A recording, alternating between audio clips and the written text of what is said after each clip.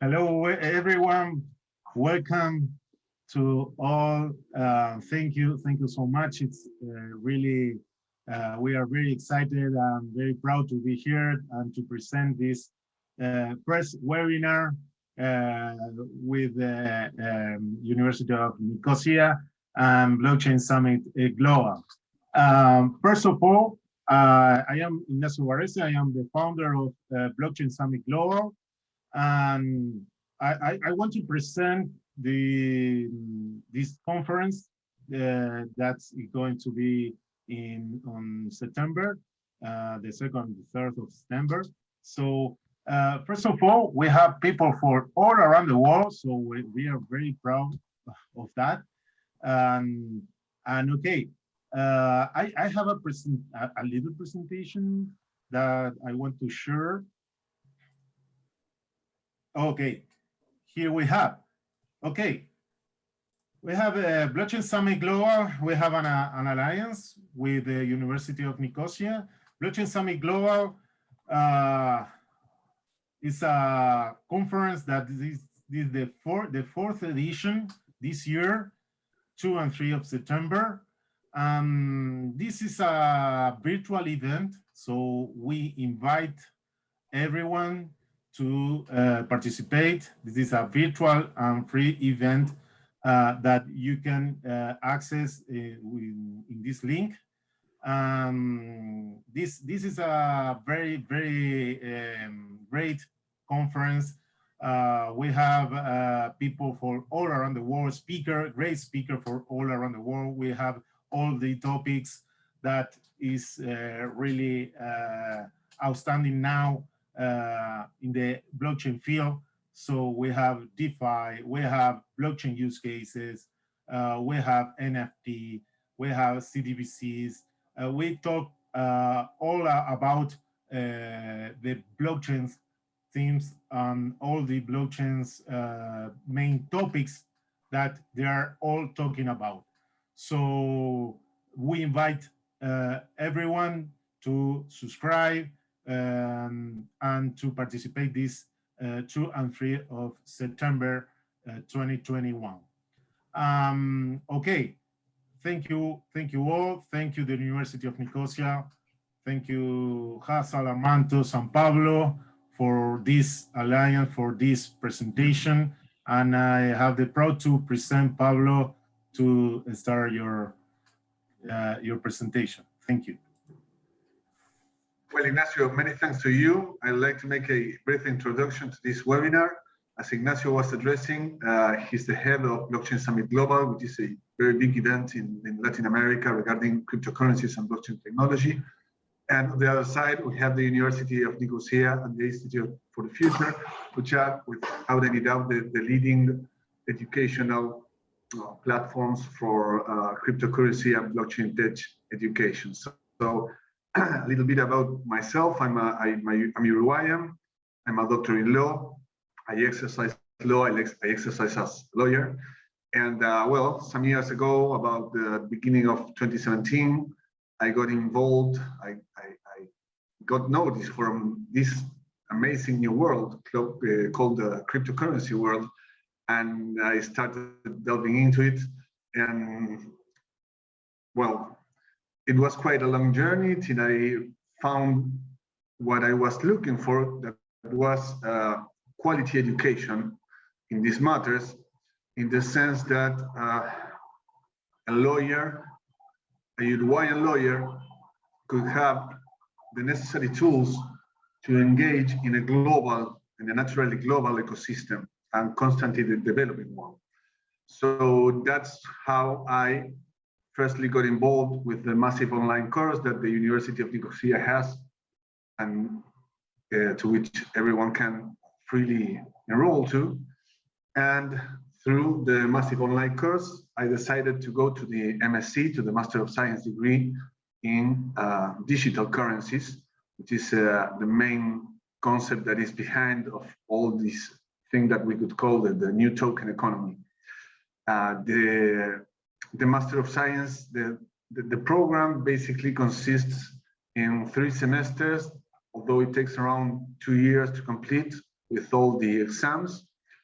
You have choices, you have many curricular obligatory courses, and then you have the possibility to develop a thesis or continue with further engaging in 3 more courses, all of which end up in an exam that is quite difficult. It's quite challenging, the journey, but it's worth it. It's very worth it. Because I can assure you that this is the best course available to really understand what this is about. You can talk about blockchain here, you can talk about DeFi there, you can talk about NFTs, but if you don't understand some main concepts, you will never understand space, and you will never be able to build a bridge between your specialty or your profession, in my case as a lawyer, and the application of that profession in this new world. So I would very much encourage you to take a look at the Master of Science provided by the University of Nicosia, the program, and also the professional courses that the university offers to those professionals in more specific areas, computer science, law, economy, sociology. I would say that those 4 areas are some of the most substantial ones in which this new technology is causing disruption. So, and also a big plus that, as we can witness from the chat we have here, you will get to know people from all around the world heading in the same direction. And these people you will get to know are not just lending an ear to the space. They are the people that are actually making things happen. So that is a great plus. So I'm very proud to present, to act in between this high quality educative institution and this high quality event that Ignacio was promoting for the benefit not only of the incumbents, but also to the benefit of my country and Latin America, that it is in very much need for quality education. Now, without further ado, I'd like to introduce you to Dr. Elias Yosif, who will take us on in a ride where artificial intelligence will meet blockchain technology. Dr. Elias, they are all yours. Thank you very much. Hello, everyone. A very warm welcome from my side. Many thanks to the organizers. Thank you, Pablo. Thank you, Ignacio.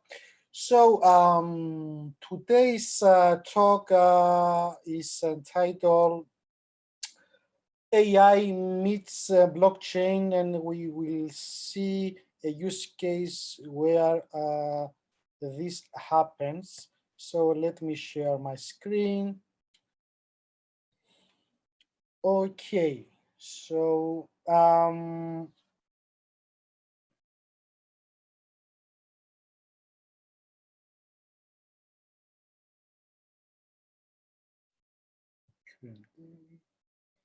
so this is going to be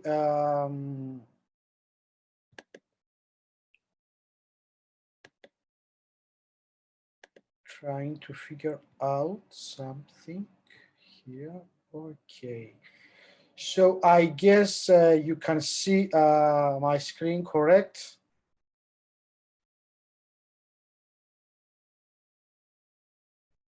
Yep. So I was saying that feel free to, while I am presenting, to enter into the discussion, ask questions. We can take questions also at the end of the presentation. Also, I may ask some questions from my side in order to make this more interactive and I hope more interesting. So yes, this is the the plan here, and the title is AI in its blockchain. We will see how this can be done. I will explain later on the details and refer also to a use case dealing with the estimation of blockchain readiness. And we will see what is meant by blockchain readiness and how estimations can be done. So I'm assistant professor at the Department of Digital Innovation at the School of Business, and at the same time, I am a researcher at the Institute for the Future at the University of Nicosia. Before entering into the details of this presentation, let me say a few words about our institute and with specific focus on our educational branch. By many measurements, we are considered as the leaders in blockchain education. Here you can see some interesting statistics.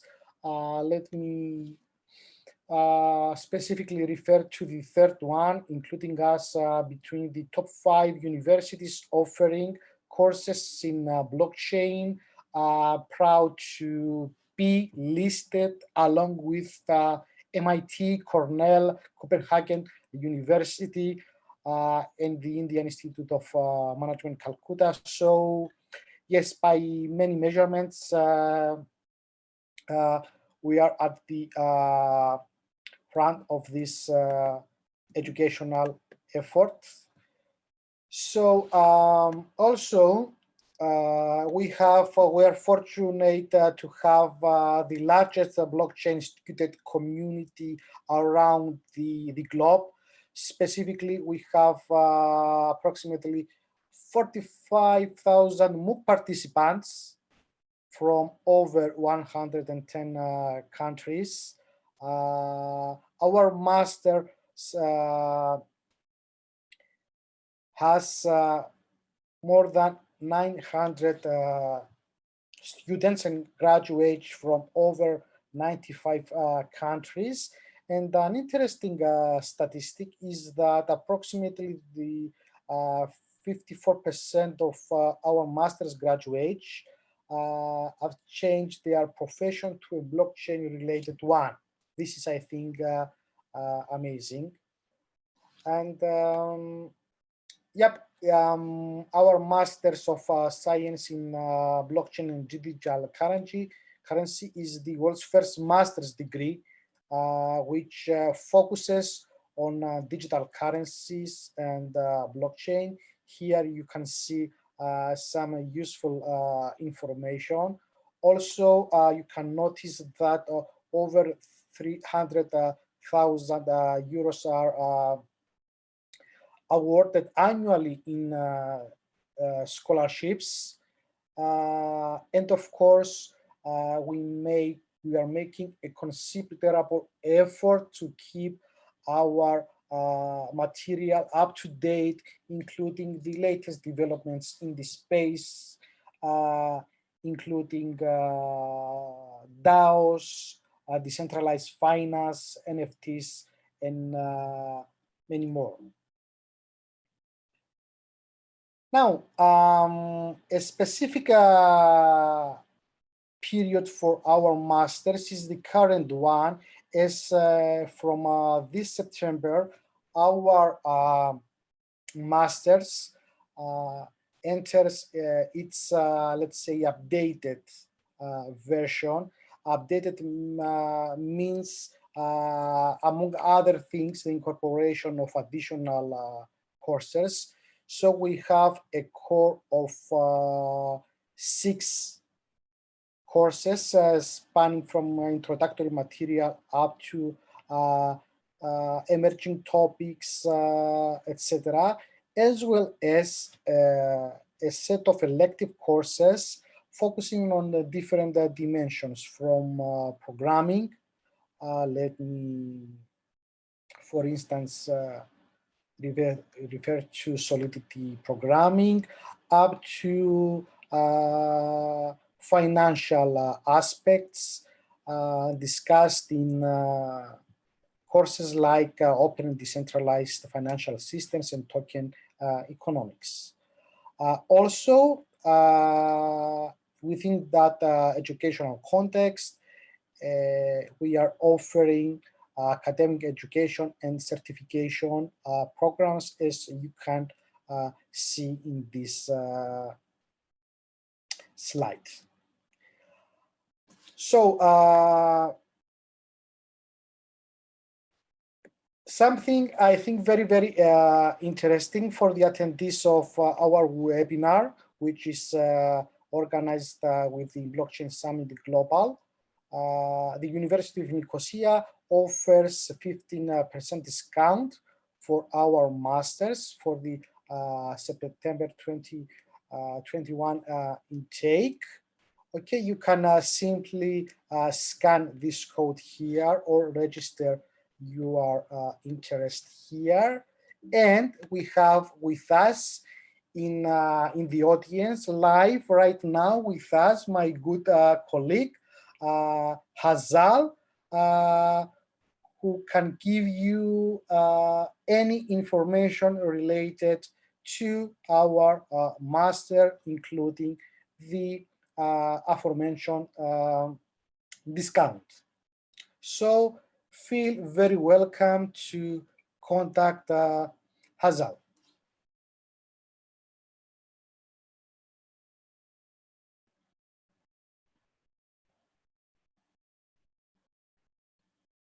Also, I'm opening the chat. Probably I'm going to also monitor the chat for any questions. Great. And I think we can now enter our today's talk.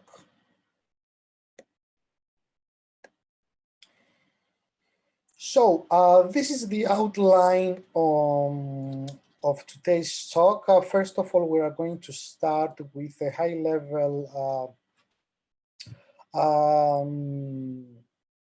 integration overview, focusing on the overlap of AI and other emerging technologies. Then we are going to briefly mention what's AI. Then have a more specific view about under which conditions AI can meet blockchain, and then refer to a specific use cases, specific study conducted at the University of Nicosia, dealing with the estimation of blockchain readiness index, which is an example of how AI can meet blockchain technologies. And this readiness index estimation is a joint research work with other colleagues from the University of Nicosia, Assistant Professor Klitos Christodoulou and Andreas Polakos. Also, for completeness purposes, let me clarify that the information, especially the information dealing with the readiness index, are provided here for general informational purposes, and this info is not intended to be financial and or legal advice. It's just informational info for our research. So this research has been conducted at the Distributed Ledgers Research Center under Institute for the Future at the University of Nicosia. And if I can very quickly summarize our activities in DLRC, these are we're focusing on challenges coming from the ecosystem, that is from the industrial needs, actual needs. We are, of course, promoting independent research, investigating core research questions, and in parallel, we are keeping close contact with our community. I can say more about DLRC and how you can be involved towards the end of my presentation. So, our objectives today is to present the general synergy between AI and blockchains, discuss some specific functionalities of that can be incorporated in blockchain systems, and see why blockchain readiness score is related to the broader concept of business intelligence and how this can help some decisions regarding a series of activities in the blockchain space. Overall, I would say that it is not feasible within the duration of this presentation to explain and analyze every aspect of AI and blockchain. However, one of our main goals is to give some inspiration and open, the discussion for specific questions. So, before starting, I would like to start by asking the following. I suppose that you are hearing, reading very, very frequently that, AI and blockchain can work together for solving interesting problems, and that is very, very promising. Is that the case for you? Do you have seen any different argument? Do you believe in this idea? Do you have any views why this is important? You may just use the webinar chat to share your views, your comments. Even you may discuss with you. I will try to, at the same time, present and keep an eye on the chat. So yes.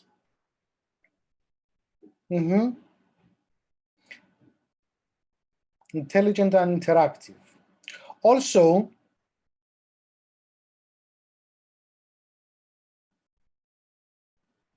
yes, I think that's something different. I'm referring to the Ethereum virtual machine. Also, we have a very, very frequently used term that refers to mostly to Ethereum, smart contracts. Do you believe that the characterization smart is based on the fact that those contracts incorporate some sort of intelligence or something?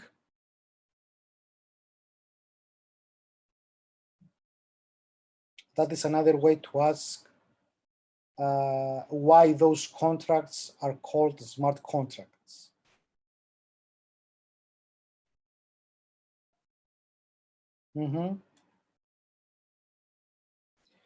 Yep, I think I see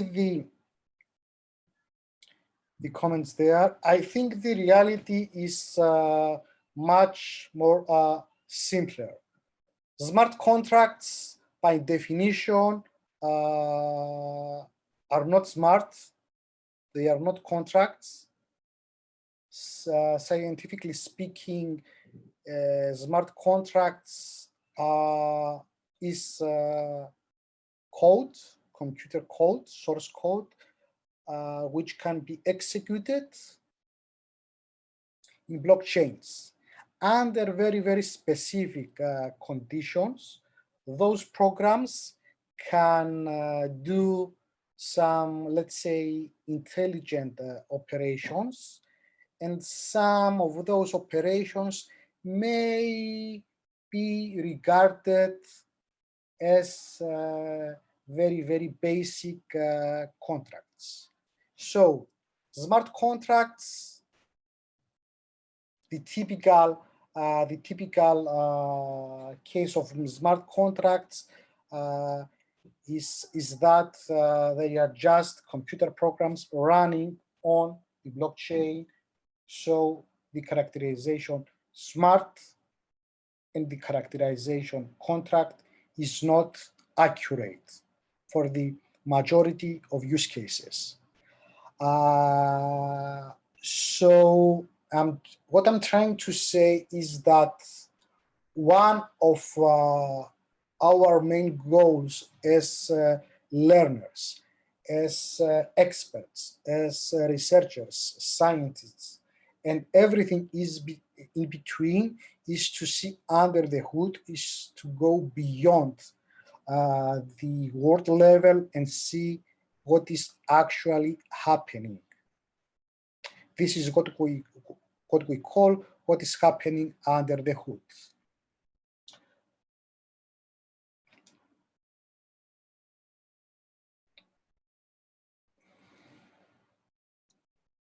So let me start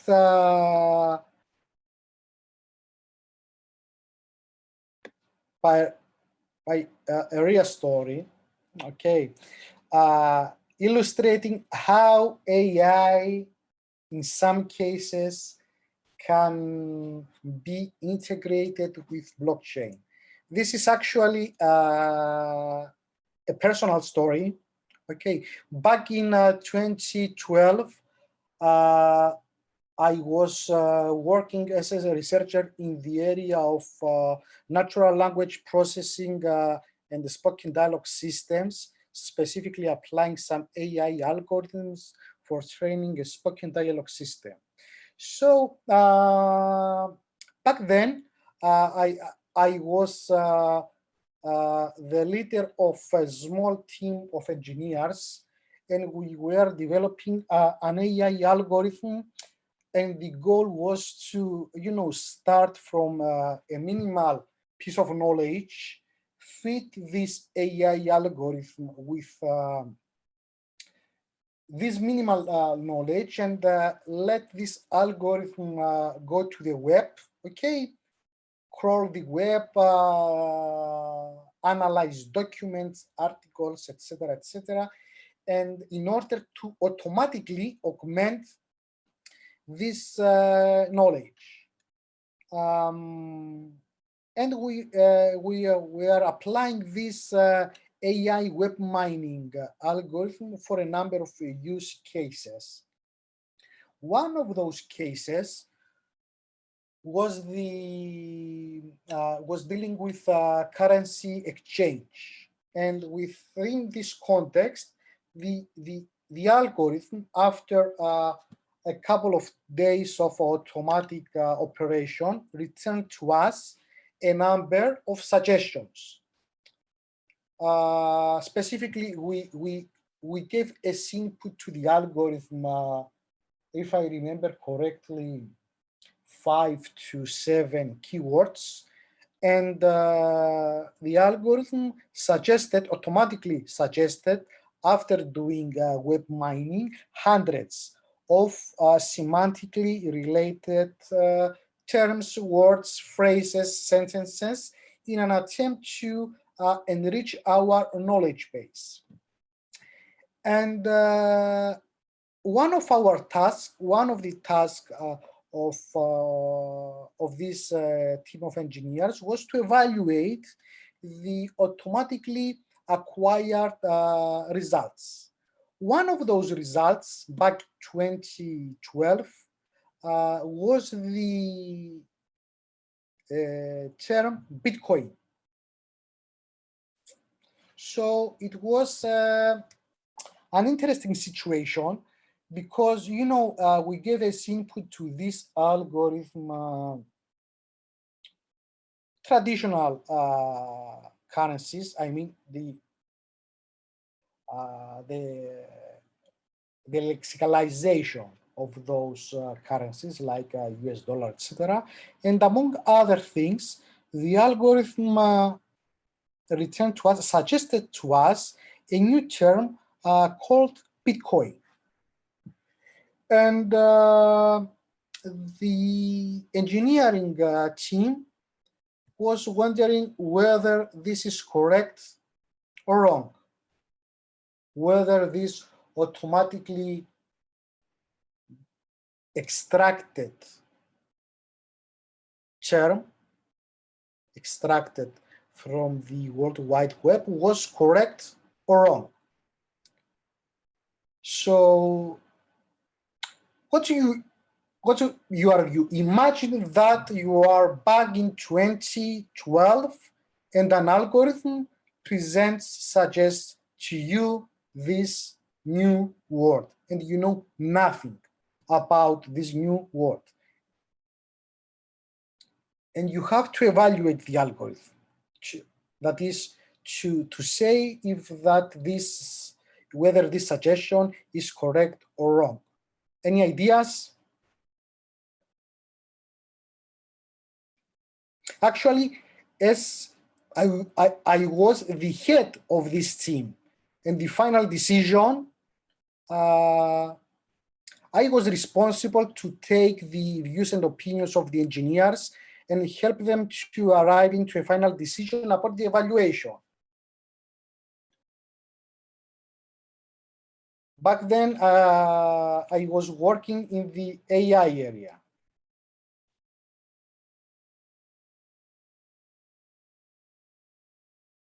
So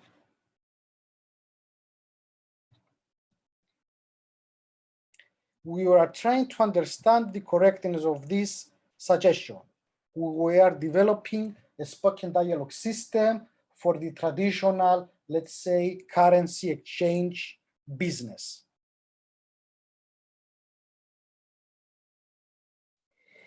And after a discussion we had with the team, we classified this response, this algorithm response, as an error, not correct. Okay, we proceeded to the next suggestions. We focused on our AI world, and after 5 years before that moment, I rediscovered, with a great delay, I rediscovered the term Bitcoin.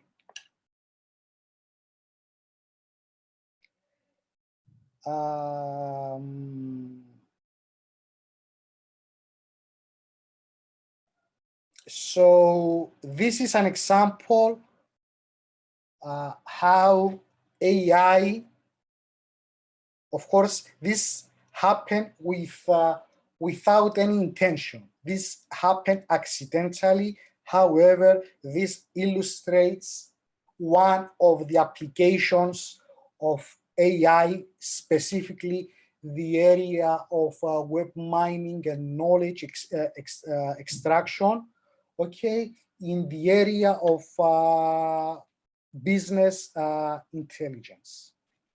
And we will discuss again this area. So this pyramid here tries to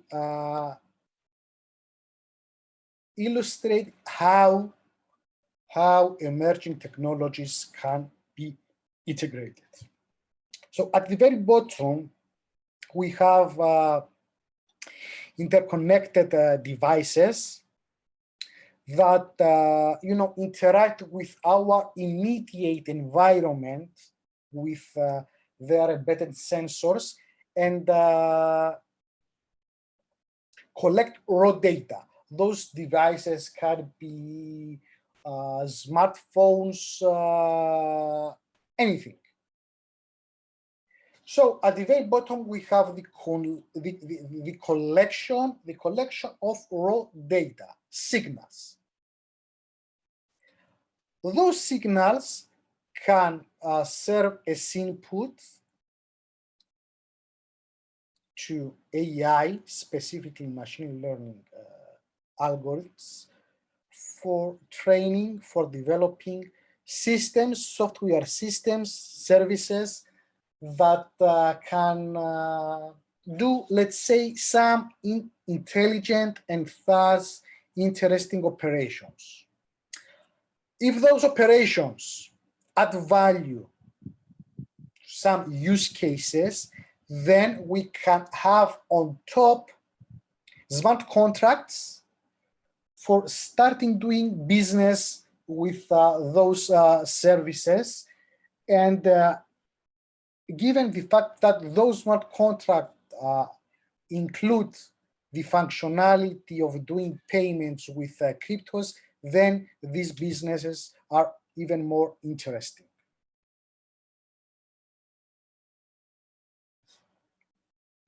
Any questions with regards to this layered stack? About, okay, this is quite high level, but gives the basic spirit how IoT, Internet of Things, machine learning, and blockchain can be in a layered stack.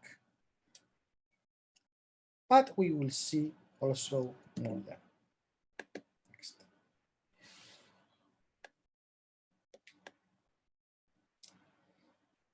This is further explained here, where we can see IoT, Internet of Things, AI, and blockchain individually. Even in this individual, at this individual level, each each technology has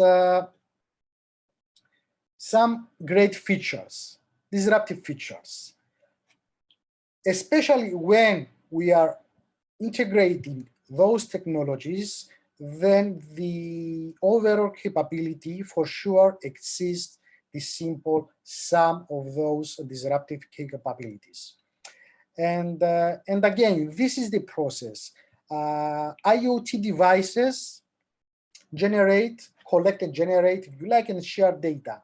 Machine learning consumes the data and creates intelligent services, software services.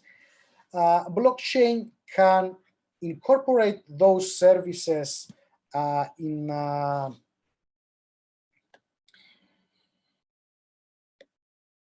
a more business appropriate setup, also offering other things like the integrity of the data, the immutability of the data, etc.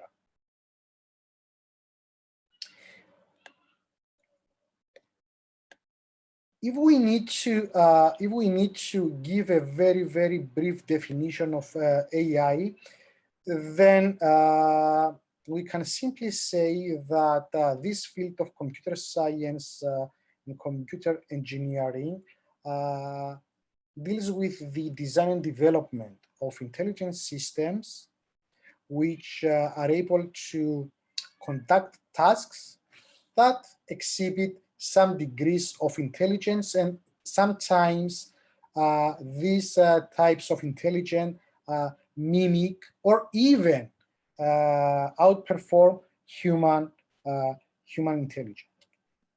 If you remember a couple of slides before this definition, I referred to the signals of the surrounding environment, the signals that are being processed by the IoT devices. The signals, the type of signals is very important to the AI algorithms.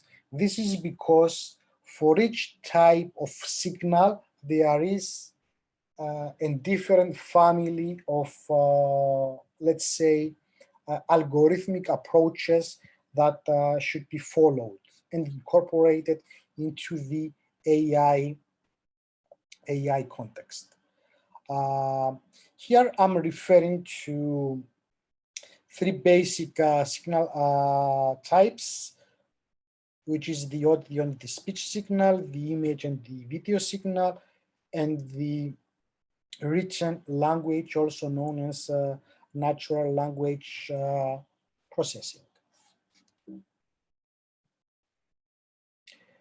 Based on these types of signals, we can have AI systems that work on combinations of those signals, also referred to as modality, or can move from modality to modality, or even have some hybrid modalities, including senses and neural activations. This has to do with more recent areas like interfaces between brain and machine. That's correct, that the IoT data should be pre-processed, clean, pre-processed before entering into an AI system. And obviously, a speech signal requires a different type of cleaning compared to the video signal, etc., etc. So overall, AI has a huge transformative potential, both at the low level. Low level means more things that are closer to the machine, and I'm referring to modern interfaces like multimodal interfaces, brain-machine interfaces. Also, AI has transformative potential at a high level, which means the business level. Okay. Now, machine learning is a special, let's say, area, is included in AI, and the idea here is that a system is trained using past data that we call past experience. Usually, this type of models of algorithms require a huge amount of data, and we can briefly discuss whether this is good or not.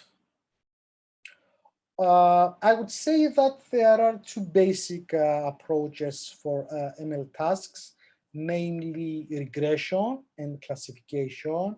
Of course, we have reinforcement learning, which is adopted in cases like when training autonomous robots or agents to play some games. But the idea is that the majority of such models typically uses regression, that is to estimate a numerical value, or classification to assign a descriptive value to your signal for which we are making some predictions. For example, the male-female is a classification task.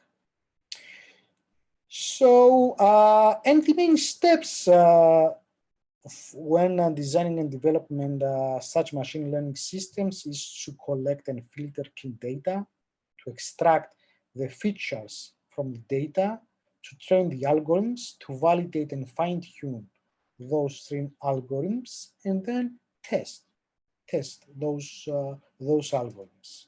So this is pretty much the basic steps that are followed during the design and development of machine learning systems. And I think this part becomes more interesting. So we often hear that, okay, let's integrate AI and blockchain.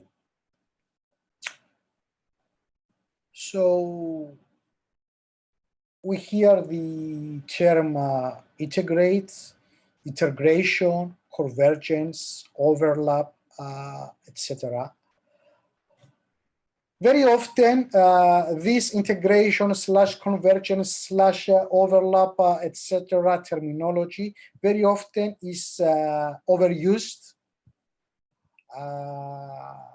is relatively shallow.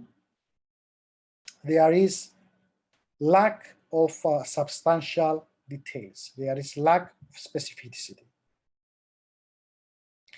The vast majority of articles I read on the web dealing with AI and blockchain, they really say almost nothing. And I would like to start this discussion by wondering, do we have AI at the service of blockchain, denoted as AI arrow blockchain, or blockchain at the service of AI, denoted as blockchain arrow AI? Which direction do you think is correct or appropriate? Please feel free to share your views in the chat. AI for blockchain or blockchain for AI?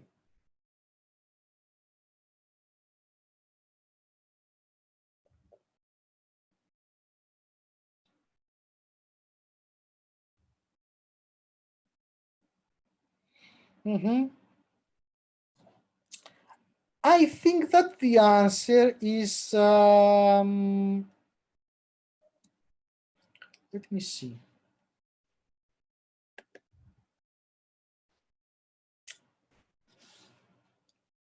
I have to type. Okay, this is my personal view here. That the narrow answer is any of them, both directions, and the broader answer is this really does not matter. It's a formality. As far as you are adding a useful functionality into an existing system, this does not matter. Okay, this is my view. I mean, there are no limits. You are, as a designer, as an architect, as a decision maker, as a team leader, etc., you are free to do anything. But how? I mean, we often hear this about this integration, but how? I mean, it's not easy to specify where and under what conditions this integration can be implemented. Let me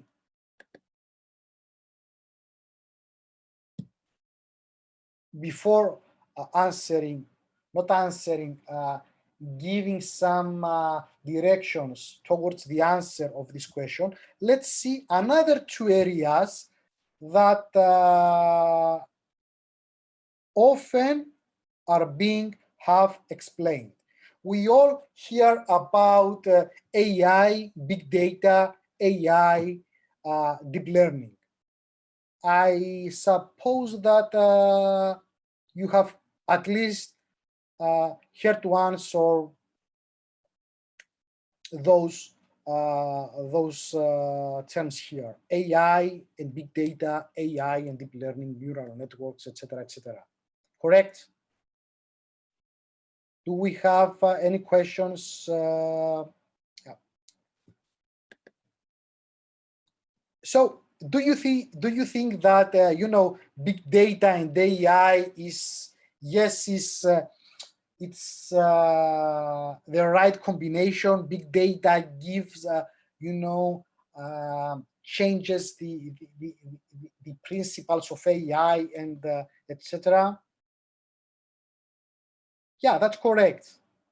But I'm referring, that's correct to have data on chain or data data integrated, validated via blockchain. But right now I'm focusing to a more fundamental question here, whether big data open a new era about AI. Yes, agree. But what I'm asking is something more technically fundamental, and I will use the next slide. Okay, having many data is something in principle good for applying supervised machine learning. However, the dream of big data is not always possible. There are certain things that in the majority of cases where the promise of AI and big data are not mentioned.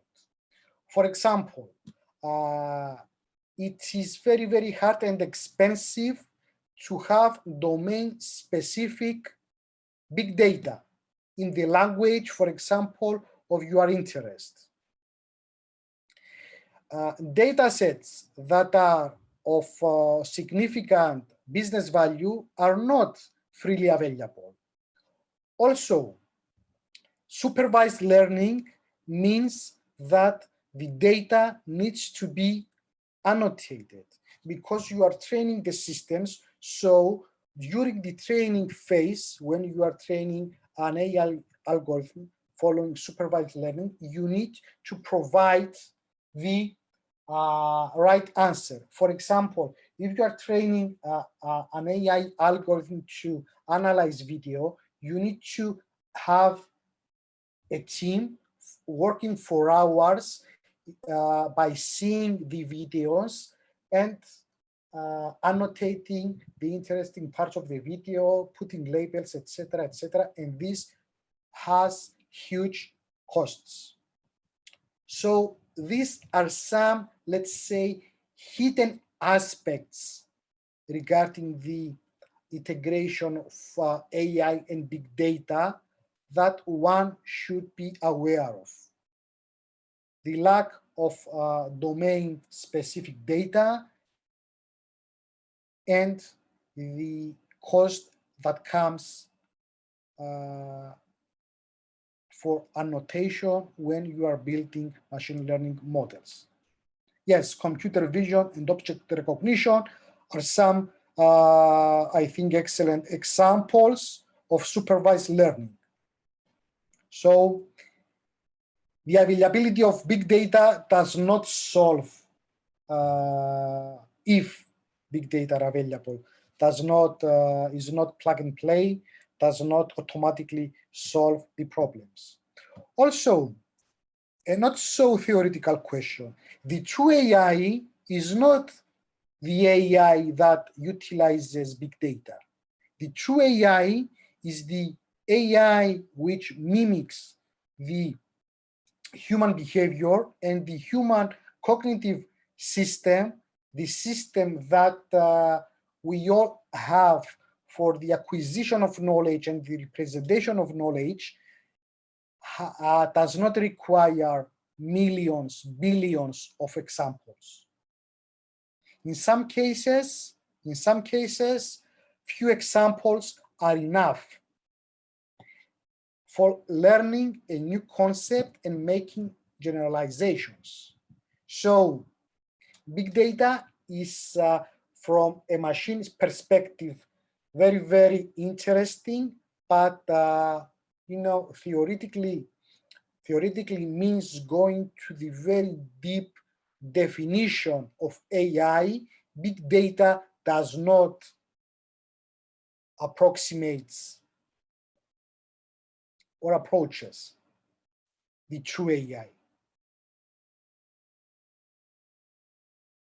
So do you see I hope that you see the difference between big and what I call small data and their relevance with regards to the true AI. For a human being, it is impossible to wait to consume and analyze millions of examples in order to develop an intelligent capability. So where AI can meet the blockchain with regards to deep learning.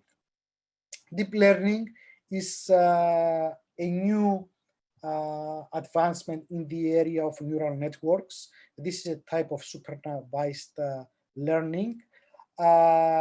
Deep does not mean that the algorithms are intelligent. Again, there is a great demand for data and data annotation, and there is no single solution that works for every problem. And in many, many cases, no deep learning, no neural networks are needed. That's for sure. And we will see an example. So where AI can meet blockchain, going to the initial question, the idea is that you can apply AI for, I'm referring to the case where AI is at the service of blockchain. You can apply AI during internal blockchain operations, like to make more intelligent consensus, to fine-tune and adaptively set up the peer-to-peer messaging, which happens at the core of the blockchain. Also, you may have at the periphery AI for analyzing transaction, trying to understand what is happening at the transactional front of the network. Also, you may have AI employed at a different level at the broader business intelligence level. The 2012 example incident I mentioned at the beginning falls under this category, as well as our recent research is also belongs at the within the broader business intelligence. So now we will very briefly see the application of AI for estimating a blockchain readiness index. So knowing the blockchain readiness, okay, for a country is very helpful, I would say, because has to do can serve as additional information during some business decision. So our goal is to find an AI algorithm which automatically estimates those blockchain readiness indices. And this should cover the majority of countries. So how we did that, we have identified a set of indicators. Each indicator quantifies, this is a numerical score, a specific dimension. Okay, here we can see the list of those indicators, including government regulation, technology, industry, etc. So we have all those indicators, numerical indicators, as an input to our AI system. And this is how the outcome of these algorithms looks like. For each country, we have automatically estimated a score, which in this view, we represent this score with different levels of red. Okay, so this is possible because we are utilizing two basic concepts: the concept of the ideal country and the concept of similarity computation. And I will connect the concept of similarity with the generalization ability of the human cognitive system. Similarity here is something very, very deep and fundamental. In every aspect of AI and in every aspect of human intelligence in principle. So the ideal country is an artificial, a synthetic country which serves as a reference point. Imagine that we have, instead of many indicators, we have only 3 indicators, which are vectorized there as 0.52, 0.63, etc. for 2 countries. Now, in order to define the numerical indicators of the ideal country, we simply select the maximum value for each indicator. So for indicator number 1, the maximum value is we are selecting between 0.52 and 0.71. So we have 0.71. For the second indicator, we are selecting between 0.63 and 0.25. The maximum is 0.63, and so on. So this is the numerical set, the vector that characterizes this artificial country, which serve as a reference point for comparison purposes. So for each country of interest, each real country for which we have the indicators, okay, we are measuring the similarity between this country and the ideal country in this vectorized space. And we are getting a score, a numerical score, which actually serves as the blockchain readiness score. Now, why we are using similarity? Because similarity is the very, very fundamental block for making generalizations. If you remember a few slides back, I was referring to our ability as humans to generalize and derive new knowledge through limited number of examples. This is possible because we can generalize, and we can generalize things because we can estimate similarity. If 2 things or more are similar enough, then they may form a category. If 2 categories are similar enough, they may form a supercategory, and so on and so forth, and we have hierarchical representation of knowledge. So similarity computation is super important, and motivated by this cognitive finding, we are incorporating the similarity between the ideal country and the country of interest in order to have this numerical estimation. We have tested this for a set of 190 countries. We have employed from traditional to more recent models, AI models using neural networks, and we measured the accuracy, the performance of our model in terms of classification accuracy, the percentage of the correctly classified countries as high blockchain readiness countries, mid and low. So we have this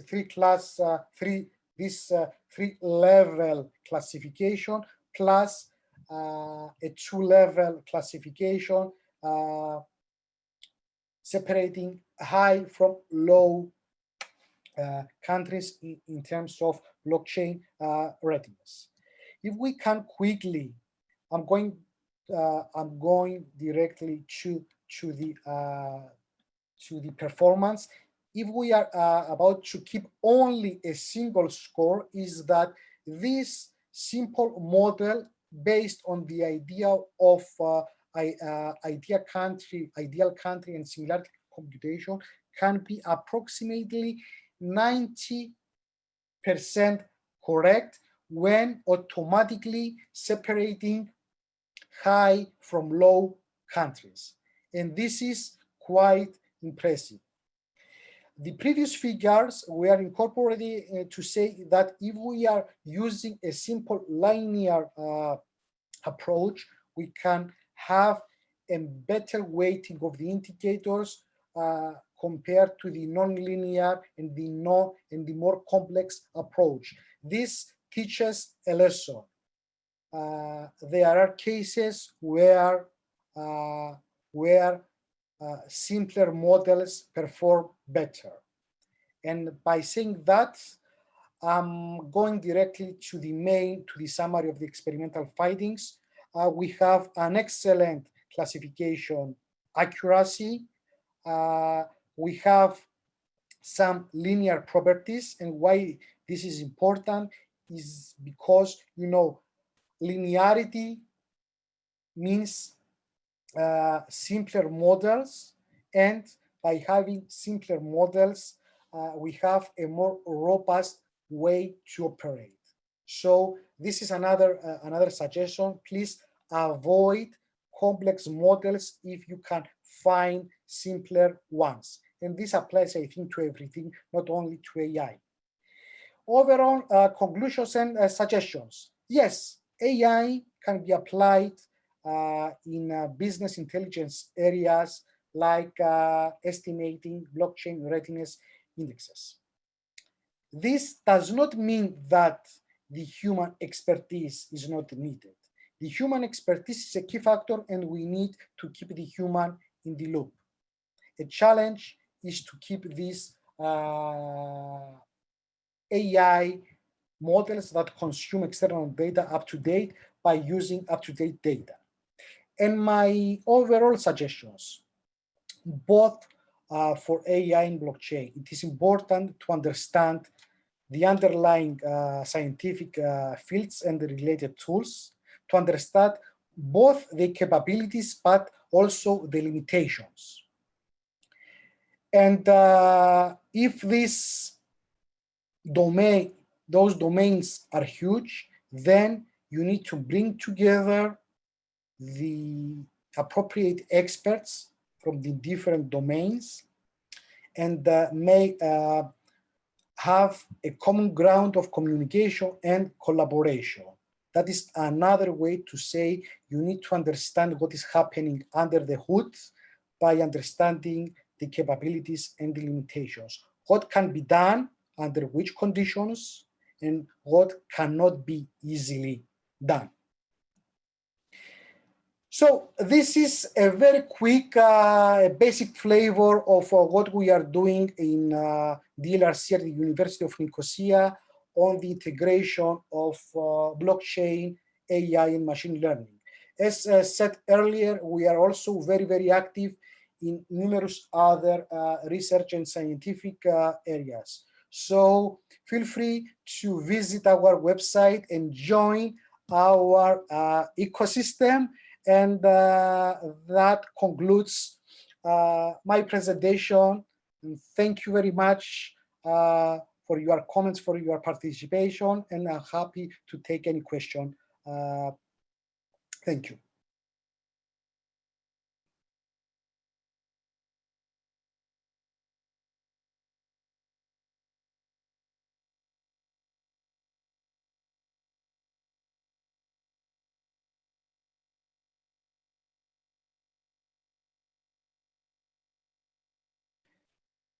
I don't know, the floor, the control is back to the moderators. So how we can spend the remaining time? Yeah, yes, back to you, okay. Well, first of all, Dr. Elias, thank you for that. What an amazing trip, an amazing explanation, high quality explanation, both from an academical point of view and from a practical point of view, because everything you say is clearly grounded in what is happening, which is something that usually lacks in many of the presentations about cryptocurrencies and blockchain systems, and blockchain applications that we see these days. You know, it's all high-level conceptual stuff, but you brought it to the ground. I totally love the the anecdote about the AI algorithm bringing back the name of Bitcoin. Yes, that's true. That was mind-blowing. And unfortunately, back then, me and my team, we, consider that as an error. And for let's say 5 years, we forgot about this incident, and we rediscovered this when was too late, unfortunately. But this is a very real incident, how without an intention, both areas came together for another reason when we were developing spoken dialogue systems. Maybe that algorithm had a life of its own, and it points you to the right direction. You say, you're looking for this. Stop thinking in dollars and euros and all that. Had only one good feature. It was able to consume a lot of information by crawling the web and computing similarities. So this is one key concept, to be able to mimic the human behavior by judging what is similar to what, etc. But what we were lacking back then was the overall view about the emerging Bitcoin blockchain ecosystem. But at least I have one additional interesting stories to share. No doubt. I don't know if Ignacio, would you like to address some of the questions from the Q&A? Please, to all the attendees, feel free. Here we open a few minutes for you to ask whatever doubts or whatever inquiries you might have, and they will be addressed by Dr. Yosif. Yeah, we are open. Thank you, Professor Dr. Elias. A great presentation. Thank you for all their insights. Really, really great presentation. And I don't know, we have some question over here. What would you say, Ignacio? Perhaps we could address something. Ignacio is also a software engineer. What is your point of view about what is happening and the possible applications you made ambition in this, so to say, natural twinning between AI, blockchain, and, for instance, IoT? I think it's really the future. Yeah, I think I think all this technology, there will be interchange on the future. Right now, blockchain and IoT is work together because it's really important to secure the IoT devices, using blockchain to secure the data that you store. For example, if you have the humid, you have temperature, you have to secure this information on blockchain. This is very important. And I think with the AI, I think it's another field this is great analysis and investigation that I think all this technology that it will work together and interchange the information. So Absolutely. And Dr. Elias, what would you say about this sort of natural application on IoT for change, traceability? One of the main aspects, one of the main implementations of what we have now is, at least it's so said, that IoT and blockchain can come in handy to everything that implicates traceability of goods, of luxury articles, of whatever. Yes, I think a very, very nice fit. And this fit, it's quite natural, makes sense, because, okay, we need, a good practice also used in software engineering, but also in other aspects of life, is to have well-specified roles and that make synergies possible. As I was presenting before, IoT has to do with interconnected devices that consume and share raw data. Okay, that's their mission. It's very well specified. But we have a component, a computational component to verify data, validate them, all those good properties that blockchain has, and this is the role of blockchain. So I think their integration is quite natural, and I cannot really imagine right now. I mean, as a system designer, any other completely different way when you need, to manage data in a decentralized way, in a way that does not require strong trust between the users. So if these are the high-level specs, so yes, IoT and blockchain is the obvious answer to go, unless there are other specs. Okay, I'm not saying that blockchain can, solve everything. No, that's not accurate. But as far as we need to have decentralization or a considerable degree of decentralization and not a strong trust between the users regarding data management, yes, this is the design paradigm to adopt, I would say. Yeah, in that sense, Professor, Mikhail Lunardo asks, from a technical point of view, what importance does IA on blockchain have over others? I'm not sure, I believe over others, he might be, yes. Many, I mean, it depends where you are injecting AI. You can have AI at the very core of the blockchain, where AI can automatically adapt the consensus parameters, the security measurements. I mean, instead of having a fixed strategy on how to tune those internal mechanisms, you may have AI there.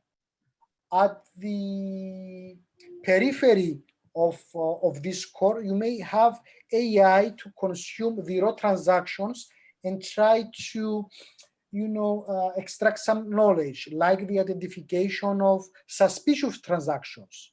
Okay. Another way to employ AI is like the use case I presented before about the readiness estimation. To put AI as a tool, to have AI as a tool to help you make some decisions. I mean, it depends, because specifically machine learning, this subfield of AI needs data. Whenever you have good data to fit and train those algorithms, I think that by definition, you have an opportunity for having an AI producing for you some interesting observations and suggestions. So the short answer is everywhere as far as data is available to train those models. Okay, and that perhaps could lead us to another question from attendee Fedor Makarchuk. I hope I'm pronouncing that well. Fedor asks, hi, from what I know, blockchain should be efficient, which is achieved by minimizing the number of unnecessary operations in its ledger.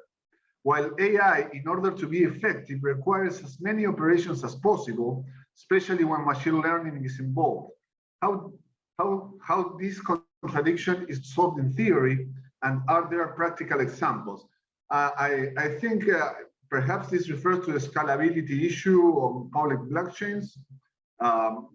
Would you like me to repeat the question, Professor? No, I see. I think it is easy to answer that one, because I see no contradiction between the two. I mean, there is no functional dependence between the two, the operation of the two systems. Of course, it is ideal to have a minimum number of computational, let's say, computational demand.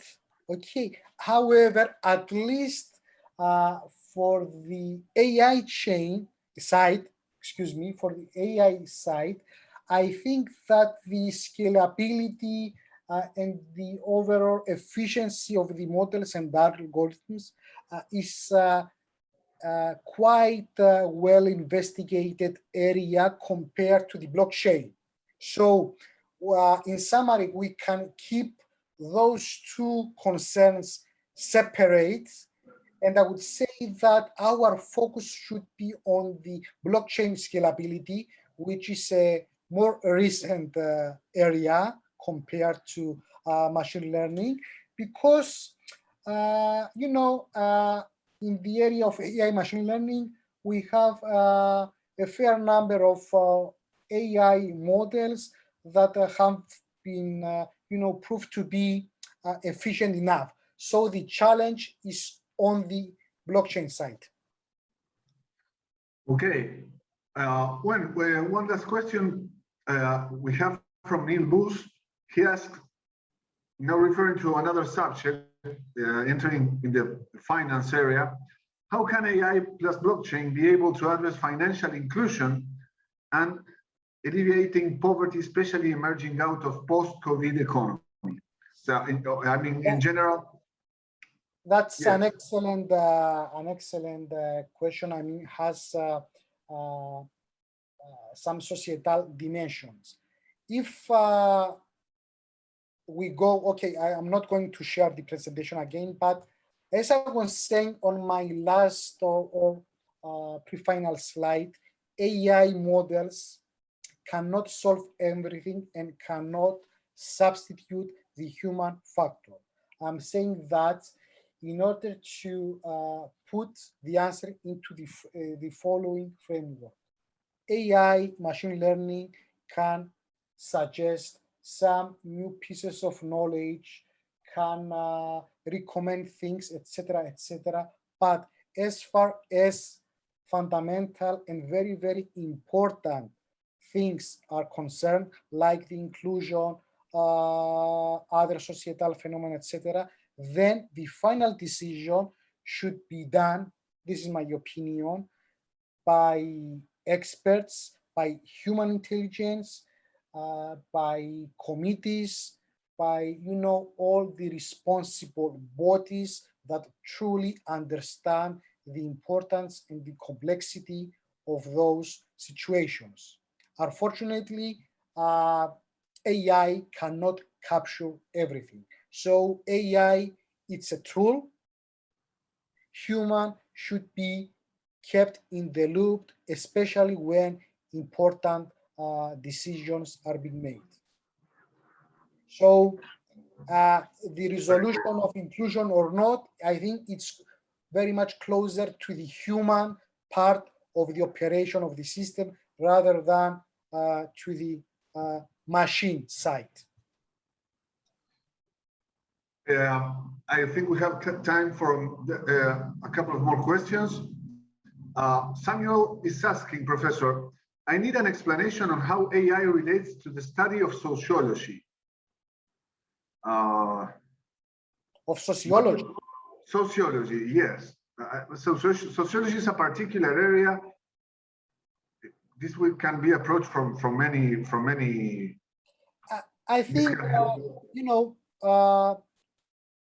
okay, I think the obvious way for a researcher to put into practice this connection is to analyze, okay, some of the evidence of the material that is used by the scientists, experts of sociology.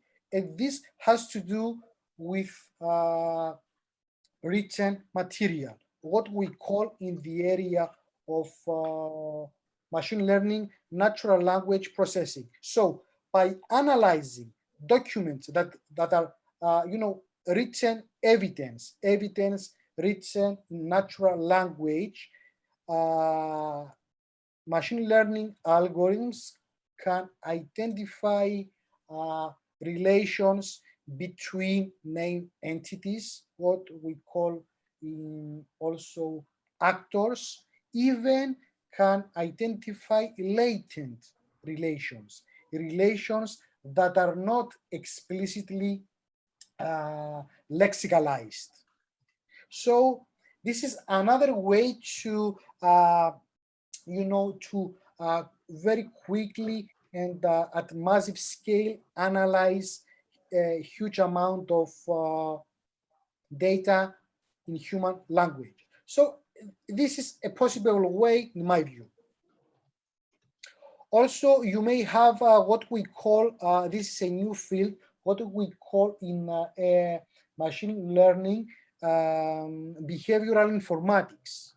That is to take as input the audiovisual signal and try to map this signal to behavioral patterns. This is another way to bring in the power of AI and much more. Okay, well, many thanks for that. We have some other questions, but we sadly run out of time.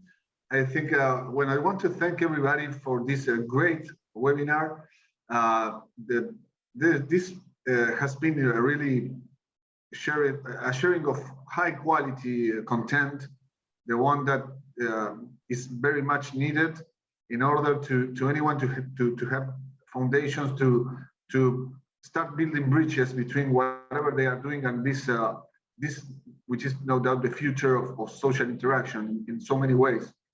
So I would like also to thank the attendees and to thank, of course, the university, Ignacio, and Blockchain Summit Global for making this possible. And I hope this will be the first of many instances in which we will be able to interact and share and bring more high quality education that is so much needed. So thanks. Thank you very much. Thank you very much. Thank you very much. Thank you all. Thank you, Professor, and thank you, Pablo, and the university for sure. Thank you.